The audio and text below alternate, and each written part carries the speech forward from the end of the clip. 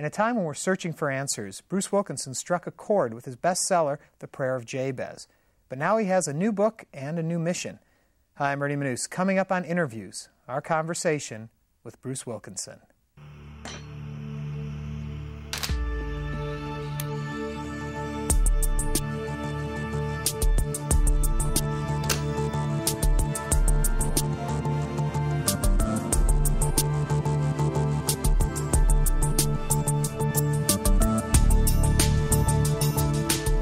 Prayer of Jebez. When that came out, did you have any idea of the success, the amazing amount of people that would be drawn to it? You know, that's the question I'm asked probably the most. So that's why we're getting it out of the way right at the top. Exactly right. Do you know, I wrote a book on Jebez in 1978, and it was a 260-page book, and it was so boring that I wouldn't let the publisher publish it, even though they wanted it to. And I didn't really have a desire to write a book on Jebez. And Dr. and Mrs. Dobson asked me to be the keynote speaker at the National Day of Prayer in Washington, D.C., and asked me to speak on Jebez. So we had been talking to the publisher about this, and we said, why don't we get this done, give it as a gift to thank the people for coming to pray for our country. And so the night before, there was all these congressmen and senators and judges and generals coming in for a big banquet. And the books got there that night. I saw them against the back wall of this lobby, opened the box, and just stood behind the table and just gave the people this book as they came in. And not one person said a word about the book. Not even one. And when this was all over, I said to my wife, I said, sweetheart, this was a waste of a lot of time and a lot of work. Not even a person said thanks. So they had printed 30,000 and hoped we could sell 30,000. I mean, who goes into a bookstore saying, I can't wait to find a book on Jebez? I mean, nobody's heard of Jebez. So it was a shock. Yeah. What do you think it was, though? Because in your story, you don't get to the point that it does hook people and that they do get into it and they do start asking for this book.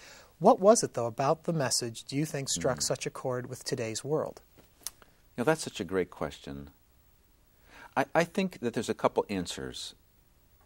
The real reason that book sold as many as it sold is that people came in and bought 10, 20, a box of them and gave them away. And they did that because of what it did for them. It's not just a good read. People were curious about this prayer because we really said, try it. And people then, they tried it. They said, okay, I'm going to do this and see if anything happens. And now that it's been out for quite a while, I've heard thousands and thousands, literally, of people come up everywhere in the world and tell you. And they all come up, people of all backgrounds come up and say, let me tell you what happened when I prayed this prayer. People who maybe didn't pray, they tried it because of the phenomena that it was. And they have these stories. And people, their eyes light up, they get so excited because they're, I would use the word stunned. They're stunned that God, from their point of view, actually responded and did something that they couldn't have imagined. But no matter how well the book works, how good the prayer is, the initial people that went to get it, they were going for a reason. And it worked at the time it came out. It hit our country at the right time. Had this been 20, 30 years ago, it might not have been the hit it was. What does it tell you, though, about the people, your audience, that was getting this book? Why was this message so important today?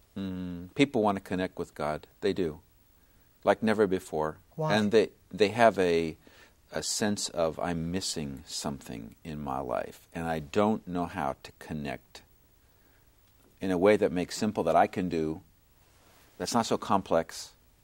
And people want to connect. They want more meaning in their life. There's a lot of emptiness out there. And it doesn't look like it until you start talking to people. And you say, tell me more of your story. And man, there's a lot of pain. And this was something that gave people hope. They said, if this is true, this would be great. And I think that's what happened. Was there an emptiness in your life? When I wrote it? Yeah. No, there wasn't. I've had times in which I had that sense of I'm not connecting in some way for my purpose here. But when I wrote it, I didn't have that. I was very fulfilled at that time. When you first discovered it, was there an emptiness in your life? Was there a moment when this prayer actually worked for you? That's a perceptive question. You know, I just spoke at the graduate school, that I graduated from 30 years ago, just a couple days ago. And in that, they had a chapel, and the school chaplain came to speak when I was a freshman. It was pretty emotional coming back 30 years later, and my hair was as white as the faculty. But he came and spoke on this Prayer of Jebez. Actually, he didn't speak on the Prayer of Jebez. He spoke on the verse before it, which says, Jebez was more honorable than his brethren. Now, I had never heard of Jebez. And he was a dignified orator. And he touched me, he stirred me, and he said, I'm challenging you, men and women, to be more honorable than your brethren in this generation. And that struck a chord in me. And I left, and I went over to the library, because I wanted to know, who is Jebez anyway? And I got all these books to do some research, and there was nothing else in the Bible about him, and I was complaining. And I said, I want to be like this before I die. And so I just looked at the Bible again and said, well, why is this prayer here anyway? And I said to myself, there was nobody in here, he never said to pray it, and I just had this funny thought. You know, you stumble on things. I said, I wonder if I should just try praying this prayer. So I, out loud, nobody else around, just said like this, Dear God, please bless, and I couldn't say the words. It's wrong to say, Dear God, please bless me. So I felt I just couldn't pray it. I was uncomfortable. So that's wrong to pray that way. And then I was sitting there thinking, how can I be like this man who was more honorable than his brethren? And if he was more honorable than his brethren, then how could he pray this way? And then I looked at the bottom of that verse, and it says, and God granted him that which he requested, which means God said yes to the prayer. I'm reasoning this. And I said, why would God answer a guy's prayer if it was wrong? He wouldn't. Well, then that must be okay to pray. But everything he prayed was this way, and everything I thought about was this way. And I just forced myself to say, maybe I should just try to think this way a little bit and pray it for a few times. Not believing there's any magic in anything like that. There isn't. But I wanted to try. And then things begin to happen. And it wasn't boom, boom, boom. It was just this happened, and then this happened, and it began to dawn on me, I wonder if this is related to this prayer thing. Mm-hmm. And then I became more purposeful. And then I told my friends, and they tried it. And then other people heard it, and I began to give speeches on it. And that was in the 70s. So I didn't have a need, except I wanted to be a person of character and integrity. And this person had it. But so many of the Christian teachings, and I am in no way a theologian, so please bear with me on this. But it's that you pray to God that God's will be done. Mm-hmm. Not that you tell God what you want. Because who are we beside God? So why then, how does this fit in with those teachings? How can both be right? Well, I think it's important to realize that the Prayer of Jebez is exactly the opposite of what you just thought. Right. Because the Prayer of Jebez says, would you please bless me? But it doesn't ask God how or when. It doesn't say, bless me by giving me a new car. That's your request, but that's not the Prayer of Jebez. It's, please bless me any way you want, anytime you want. Please expand my influence any way you want, anytime you want. So really, you are asking God to exercise His will, but you are asking Him to do it in these categories of thoughts. When you say, my father blessed me before he died, that's both a verbal thing he does, and he probably did something for you. He was gracious towards you. And if you're saying, I would like to have more influence, if you were, for instance, to say, please expand my territory to God, you'd be saying, let more people see my program. But see, right there is where I feel like that's wrong to do. That's selfish. That's saying, give me personal gain. You know, there's a difference between selfishness and self-interest. And I think most people see this together. For instance, let's say I'm at your house and we're eating lunch.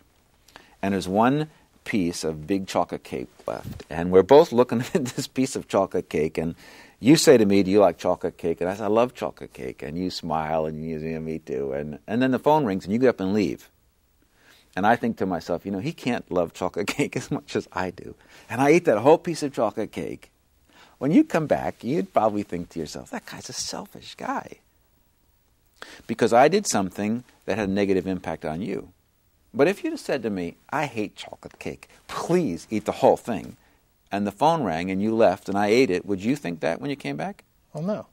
So the same act can either be selfish or have self-interest. Self-interest is good. If you didn't have any, you'd be dead because you wouldn't eat and you wouldn't try. So self-interest and selfishness aren't even related. You know, this whole thing of bless me, the average person loves that book. And it's the theologians who had problems with it. Not all of them, but some of them. And they had problems with the idea of asking God to bless you, as if it's wrong to say that.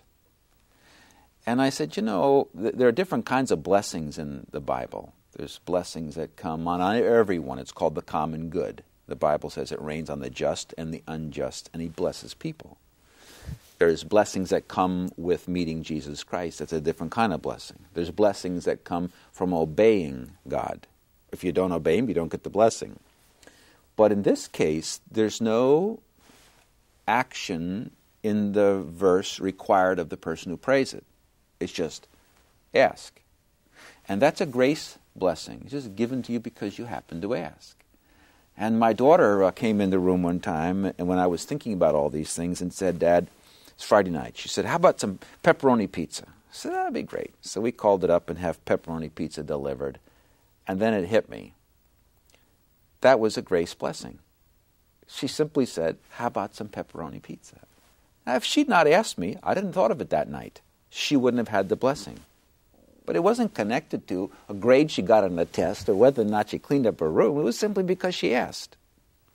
And the kind of blessing in the Prayer of Jebez is that kind of blessing. It is, please bless me any way that you want. Because you know what will make my heart. You know, blessings really isn't external. The external is to get here. Right. And God knows more than any of us how that will happen to me and to you. And that's really what you're asking. Is there similarity in this between when you hear Eastern religions talk about chanting for things, and what you're asking is the repetition of a prayer? Are these similar ideas? Do they carry similar power? You know, there's an issue in which there's mantras in which you say over and over and over and over and over and over and over and over and over. I don't believe that that's... I know that the Bible teaches not to do that.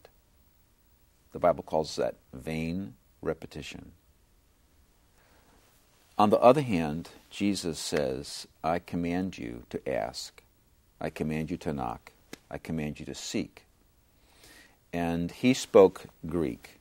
And when you look at the Greek words there, it is in a tense, which means I command you to knock and keep on knocking. I command you to ask and keep on asking. So it is his belief, and therefore it's mine, that when you pray for something you really want, it is right to ask more than once. But what people who chant mantras or so forth get involved with is just the activity of saying the same word over and over again will heighten it, and you even click out of your mind and you become kind of empty-minded a little bit to just keep it going. Where this isn't that approach at all. It's like if somebody says, I pray the Lord's Prayer every day, I wouldn't call that a vain repetition at all, because you're actually praying it separately. And this is very purposeful. So I would say it's very different. Yeah. Okay, and not to make the people think this is the only thing you have done. Thank you. There is also the dream giver. Yes. Talk a little about that. Well, the dream giver is the flip side of the Prayer of Jebez. The Prayer of Jebez is this way. It is, God, would you please bless me? Would you let me do more for you? Would you put your hand on me? Which means when I'm out there doing something I've never done and can't do it, would you please help me do it? And would you keep me from evil? So you're asking God to do 4 things for you. The dream giver is exactly the opposite. It says, now you initiate. You don't ask waiting, you initiate. And it has as a basic philosophy that says there's a dream in everybody's heart. You don't put the dream in your heart. You're born with the dream. And no matter where I go in the world, if you ask a child who's 7 years old and maybe didn't even eat today, what do you want to be when you grow up? every single child. Their eyes will immediately sparkle, and they'll become animated, and they'll tell you, I want to do this. Well, their parents didn't put that in there, and they didn't put that in there. That's them coming out. And I believe that God is the one who has this great dream from time past to time future, and has this part of this dream and says, I need somebody to do point A to point B, and I'm going to make a person just like that, just specifically to do this. Takes that dream, puts it in the person's heart, and I call that the dream. How do you know what the dream is for you? Because when I was 7 years old, I wanted to be a clown in the circus. That was what I was going to do. I haven't done it. I think I've probably done better than that, not to insult clowns, but to say that that was a child's dream. That's right. The child's dream is also a part of your core, because you didn't say, I want to dig ditches. And if somebody said to you, do you want to dig ditches? I bet you would have said, no way. Because you like to entertain, and you like to be in front of people, and it's a part of you. But it was an immature part of you. It wasn't immature, really. It was childish. And as time goes on, that core desire gets revealed to you more and more if you pursue it. And what is the sad thing about all that, and this is truly sad, is 80 to 95% of everybody you meet isn't pursuing their dream.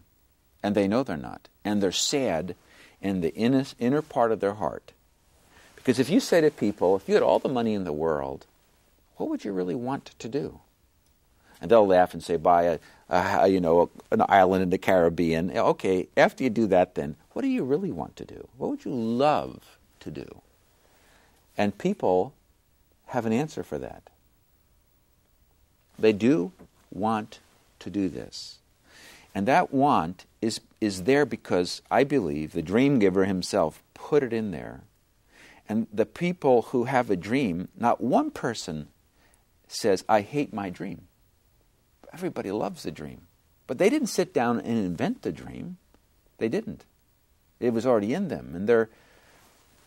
And what the book is trying to do is to say, the dream is meant to be fulfilled. And you will love your life, and you'll have the best contribution. You will be very good at that because you're made to do it. And if you don't do it, all the people that are supposed to be impacted by your dream, they won't be impacted by your dream. So then is our life predetermined to some degree? Are we born with a purpose? Oh, we are born with a purpose. And our job is to live out the purpose that was put in us? Yes. You know, the number one book this year is called The Purpose-Driven Life. And it's written by one of my best friends, Rick Warren. And I think by the end of next year, it'll have sold 10 million copies. It'll outsell everything. Everywhere I go in the States, people have that book, and they're reading it because intuitively, everybody knows I have a destiny. I do have a purpose, but I can't seem to put it together. And the answer to that question is yes. Now, the issue of, however, how does that work? You have a lot of freedom and choice. You can say no to the dream. And you can twist the dream and make it selfish. You can take the gifts you have and the capacities you have and misuse them in ways. Lots of people do. So there's not a lack of freedom here. There's all the freedom in the world, except you didn't determine you'd have brown hair and brown eyes and that you would love to be on the radio or TV. That was in you before you were born. What was in you before you were born? A desire to help a lot of people in such a way that they're changed, that they're not educated. I want to teach people. I love to teach people. But I love to teach people so that by the time you're done, you are different. Not you try to be different. You actually are different. And that difference is something that you are glad for and that heaven smiles and says yes. And so I am very motivated. And I'm very motivated to touch a lot of people. Some people are motivated to touch some just one-on-one. And I want to do it that way, but ultimately the dream is in here is a lot of people. More the better. And that's part of who I am. I had nothing to do with that.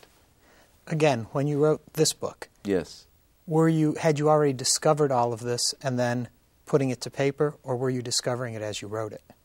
No, I wanted to do that for many, many years. And I was doing it at that point. When I wrote that book, we had started a movement called World Teach. In fact, it's in the last couple paragraphs of the original Jebez, which I think that's all we have, the original Jebez. That's interesting. The original Jebez. The original version. In which I had a dream and a goal of getting a world teacher for every 50,000 people in every country of the world. That we would train them a new course, like marriage or whatever, leadership, and they would teach that where they lived, no less than 3 times, to no less than 100 people. So that would be in 220-some countries in 15 years' time. It's literally impossible to do. And when I resigned to do what I'm doing today, in 60 months we're in 82 countries. Explain what you are doing today. I'm talking to you today. In the broader sense of today. In the broader sense. Well, I wanted to take the message of that changes people's lives and reach many more people than I was able to. And even though we were able to reach millions of people, if you compare it to 100 or 1,000, that's one way of looking.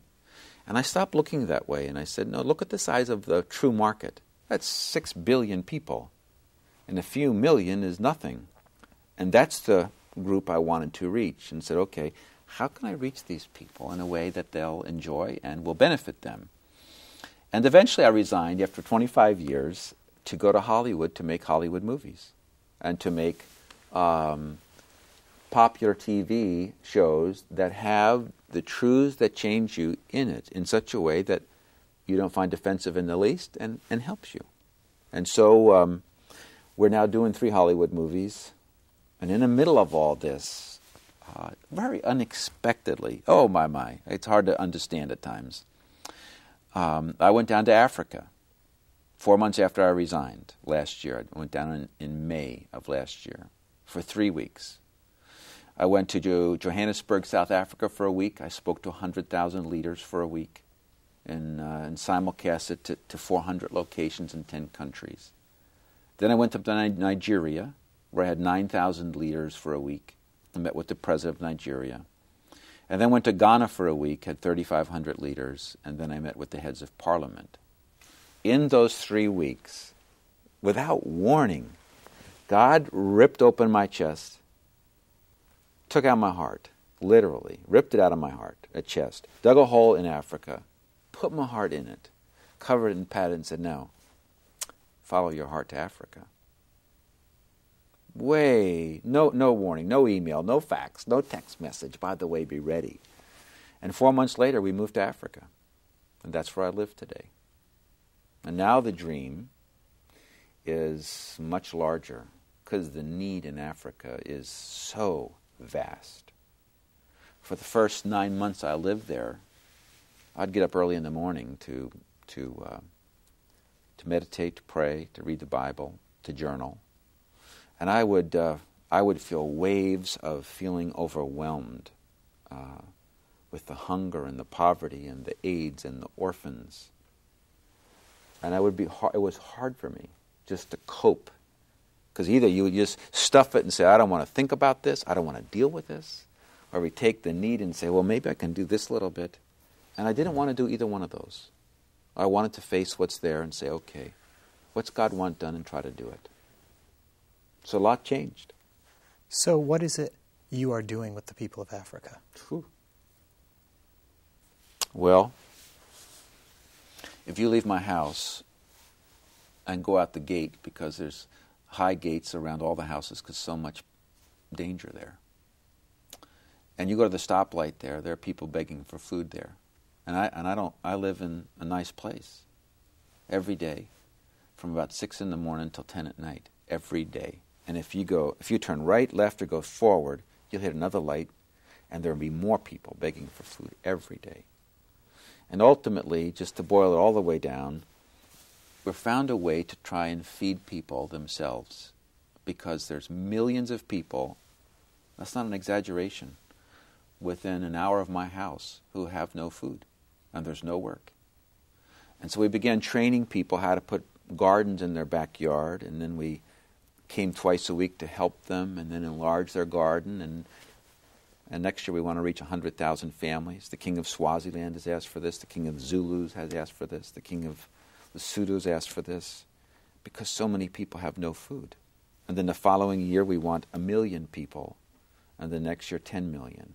Because we keep bringing all this food, the people eat it, and the next day there's no food. So we found a way to do this for $25, because I said, we need to make this so we can't keep raising money. So for $25 we can start this in a family's house, and for 5 years we need no more money. I mean, that's really the truth. We are well out of time, but you've got so much work to do. I don't want to keep you any longer either. Thank you. Thank you very much. It's a pleasure. Bruce Wilkinson.